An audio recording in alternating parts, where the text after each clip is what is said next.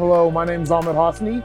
I am a person in long-term recovery, which for me means that I have not found it necessary to drink or use drugs since August 28th of 2007. And I'm really lucky and grateful to be able to say that, and excited to be here today because recovery has revolutionized my life. Oh, I like that. I like how you said that. And that's amazing. 2007. Mm-hmm. Very, very cool. Yeah, man. Amazing. Congratulations. Yeah. Thank you. Well, Ahmed, thank you so much for taking the time today just to come out here and share your journey with us. I'm excited to hear your story. So let's just get right into the beginning. Let's talk about your childhood. Tell me what it was like. Did you grow up with both of your parents? Did you experience trauma, siblings, that kind of thing? Yeah, I'd love to. So yeah, my life, I think it's funny. I always say that I had a pretty normal life, but I think that normal's relative. And so most people would probably say that I didn't. And so I think the biggest thing about me is that I'm a first generation American. And so both of my parents immigrated to America from Egypt when they were pregnant with my older sister. So about a year and a half before I was born. And yeah, growing up, life was interesting. I have parents who each struggle with mental health disorders. My mom is a person who lives with paranoid schizophrenia, and my dad had a substance use disorder and some mental health disorders as well. And so because of that, things were always kind of rocky at my house. And by the time I was 3 years old, my parents had divorced, and my sister and I ended up in foster care because my mom was unable to care for us due to her mental health disorder, and my dad was just kind of out doing his thing, drinking and drugging, and so we were there for about a year, and then my mom, in that time, my mom went back to Egypt because she couldn't care for herself, and her family didn't want to leave her alone in a country where she barely even spoke the language. Right. And didn't have any support. And so it took a while for my dad to come get us out of foster care, but he did. And when he finally did, I think it was because he was urged by his new wife. He remarried my stepmom, who would end up raising me. And so we lived with my dad and my stepmom until I was about 12. And when I was 12, my dad, he decided to take a trip back home because his mom was getting old and he wanted to see his mom, which is logical. But when he got there, he kind of decided to stay. And so me and my sister, and again, ended up staying with my stepmom. So really grateful. I think that my story could have been a lot more sad and a lot more difficult had I not had somebody who decided to love me and care for me in my life. And so my stepmom kind of raised us for a few more years.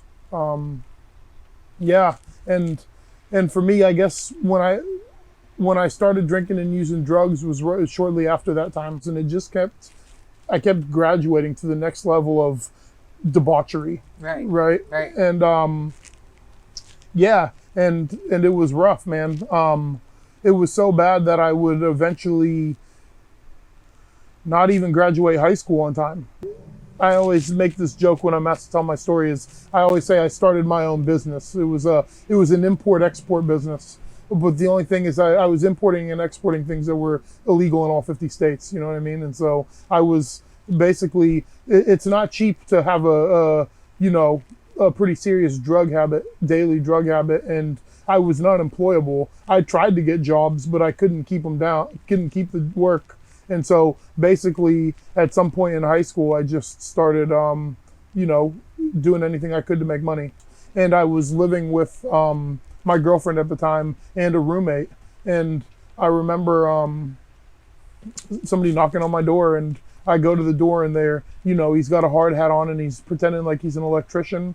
And then he's, serving me a warrant and arresting me and handcuffing me. And yeah, it was literally, I don't know, craziest day of my life. Craziest day of my life. They arrested me. They arrested my girlfriend. They didn't arrest my roommate. But it's one of those deals where when you look back, hindsight's 2020, because it might have been the best thing that ever happened to me, in the sense that it was, there are these different moments in time in my life where it's like the consequences slow me down enough for me to see the disaster, the wake of the disaster and of the tornado that I am in people's lives. And that was one of those moments that I'll never forget, being in a holding cell in the Trumbull County Jail and looking across to the holding cell for women and watching them kind of take my girlfriend at the time, who's like a really good person and like doesn't drink, doesn't use drugs, doesn't do any of these things. I don't know how she ended up in a relationship with me, but just watching them take her to fingerprint her and just kind of like not being able to run away from that moment. Like I couldn't go drink, I couldn't go get high, I couldn't not think about it. Yeah. It was like, It's like you're very powerless over that situation for sure. oh yeah, hits you right in the gut, right? Yeah, Hits you right in the gut. So, did you stop using after that?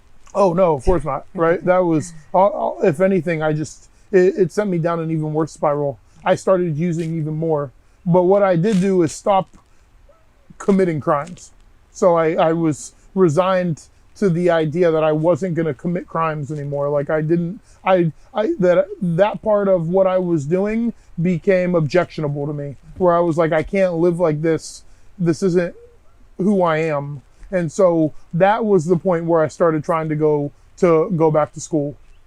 Gotcha. Right. And so, because for me, it was like, because now I'm facing these some serious charges, these felony charges. And I'm deathly afraid of going to jail, even though I acted tough. I acted like a bad boy. I acted like a badass. But when the shit hit the fan and the consequences were sitting in front of me, I was just a scared little boy. I was 19 years old.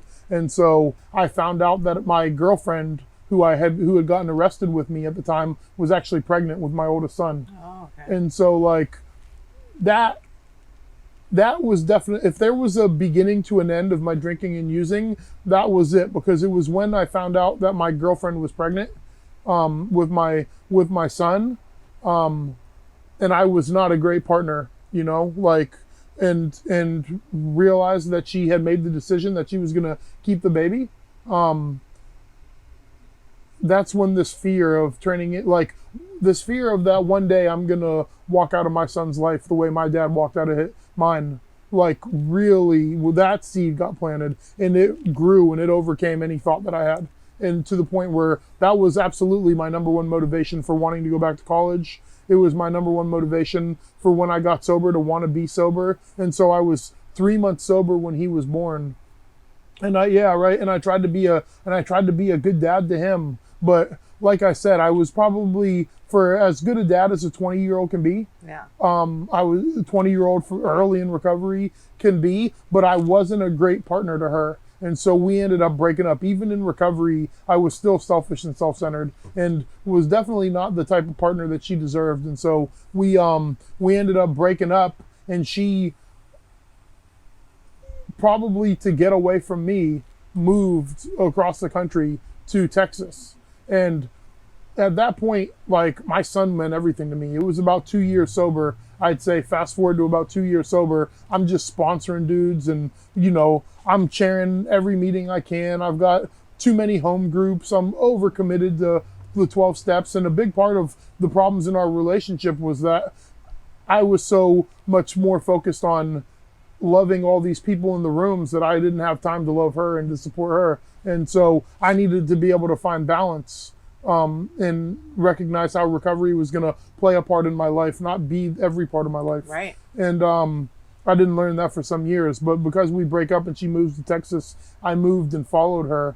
And so I just happened to move to the city where like the largest collegiate recovery program in the country existed. And I was a college student at the time, kind of struggling as a college student, and made it to where I could take some classes online. And so I was taking classes online, getting connected with all these young people in Lubbock, Texas, who were in recovery, and they were telling me about this program at the school, Texas Tech, where I got my bachelor's degree, that was designed for people in recovery.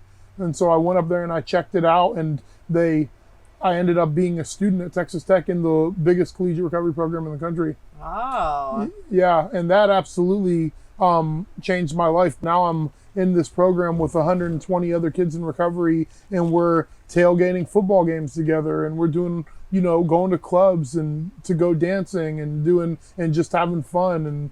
And there's always something to do with other people who are in recovery and who are my age. And it absolutely changed my life. Wow. Yeah. So for viewers, the collegiate recovery community is what exactly? Yeah, so a collegiate recovery program is a program within a university that supports people who are seeking recovery from a substance use disorder to maintain their recovery while they thrive academically. And so it's based off of this idea that college campuses aren't great places to be in recovery, especially if your pathway to recovery is abstinence-based. And that's because there's a campus climate and culture on all campuses that is just kind of about drinking and using drugs. That glamorizes that party lifestyle. Absolutely, Yeah. right. It makes it to where young people are drinking at a higher clip here than they do normally, and they're experimenting with drugs, and it feels like everybody's doing it. And so it kind of gives you a reprieve from that. It helps you to find a friend group, a social group who are like-minded and who have the same goals as you as far as your health and your well-being, but who are also students, and so they can relate to you on that piece. And so it gives you the social interaction, but it also helps because it has staff people who can advocate for you and can help you navigate the university.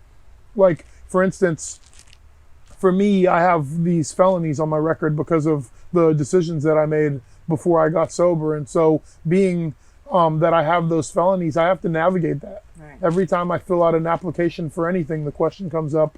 Every time I, like there are certain careers that I can have and certain careers that I can't. Financial aid was, there are lots of considerations around financial aid, like I described earlier. And just having staff people who can connect you with resources and can help answer those very specific questions and just have a relationship with you. Just makes it easier to be successful on campus. Very cool. Yeah. So what are some of the gifts that you have received in sobriety, both tangible gifts and intangible? Oh my gosh. Where do you even start? Right. Yeah. I mean, I think the first gift that I got is that I went from being unemployable and having a felony on my record to now having graduated from college twice, having an advanced degree and looking at PhD programs, right? Where it kind of helped me realize that the only ceiling that I had above me, which was dictating how far I could go, was the ceiling that I was creating. For me, the gifts, like the material gifts are, I've got a really cool job. I got one of the coolest jobs in the world. I get to run a collegiate recovery program here at Ohio State and support Ohioans who are seeking recovery to be able to go back to school and be successful. And it's given me a sense of purpose. And wow, that is cool. It's cool, man. Yeah. So anybody who ever wants to go back to school, look me up at Ohio State. We would love to have you. But other than that, I think the greatest gift that it's given me is things like neither of my kids. So my youngest son, who was kind of the driving force, or my oldest son, who was kind of the driving force of me being willing to look at myself and think about what changes I need to make, is actually going into his freshman year in high school right now. Wow. Yeah, he's 14 and he's just the greatest kid in the world, and he's never seen his dad drink or use drugs. And I have a 7-year-old son now who, we decided to have, and he is just literally the coolest little boy in the world, and he's never seen his dad drink or use drugs. And I can't imagine, like, his parenting's tough, and there are times when I second guess if I'm doing it right, if I'm doing it wrong, but I can't even imagine what type of parent I would be if I was tying one off every single night. And the fact that I've never missed a game, I've never missed a birthday party, I've never missed anything. It's probably the greatest gift that I've ever received, is just getting to be present in the lives. I went from being the person that everyone had to take care of to the person who takes care of other people. And I don't know, man, I'll keep working as hard as I can to pay it back every day for the rest of my life. Yeah. Like, in recovery makes me really good at that. really good at recognizing when I'm right, when I'm wrong, and what the next right thing to do is. And if I just keep doing the next right thing, who knows where any of us will be, you know? For sure, yeah. Yeah. That's a good point too. So what have you learned from your addiction? Oh man, that's a tough question. I don't know. That's a good question. They usually don't get stumped. I usually have an answer. What did I learn from my addiction? I mean, if anything, I definitely learned what I didn't want my life to be. One of the ways I was able to justify what I was doing is I could always point at least so many other people who were making the same decisions as me.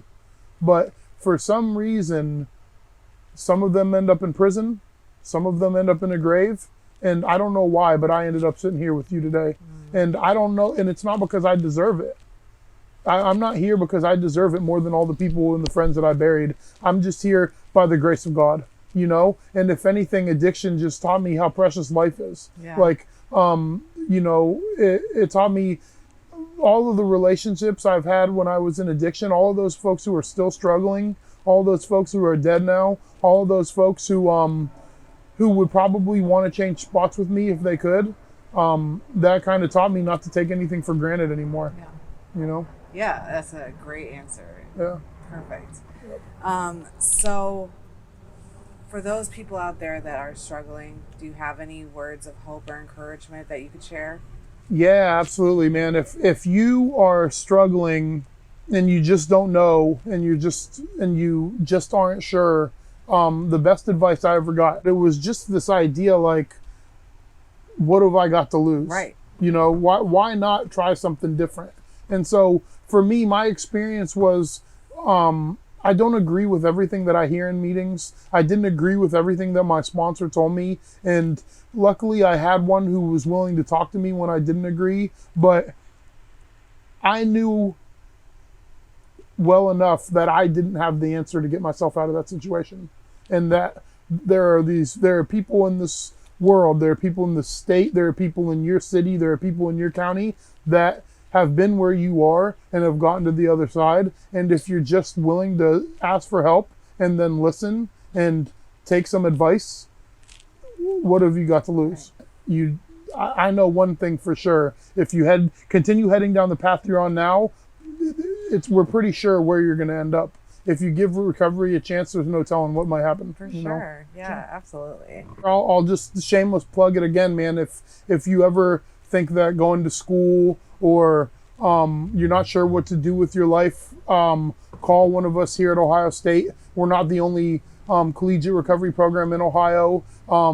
We're not the only collegiate recovery program in the country. And if coming to Columbus isn't what's going to work for you, we want to help you get into whatever schools near your town and connect you with any support that they have on their campus. We have lots of relationships, and what we need is more people in recovery to get good jobs, to, you know, be decision makers, and to, you know, be thought leaders, because that's the only way we're going to make it better for the people who are going to need our help in 10 years. And so just reach out to Ohio State, recovery.osu.edu, and let us know that you're interested in going back to school, and we'll make it happen. Yeah. All right. Thank you so much, Ahmed, for coming out and sharing your story and sharing that you do have that fairy tale ending. And it's very, very cool to hear, especially like what you went through from childhood to, you know, adolescence and through that to your addiction. So I think it's such a great example of what recovery can do. So I really appreciate you coming out. Yeah, thanks. I appreciate you. Thank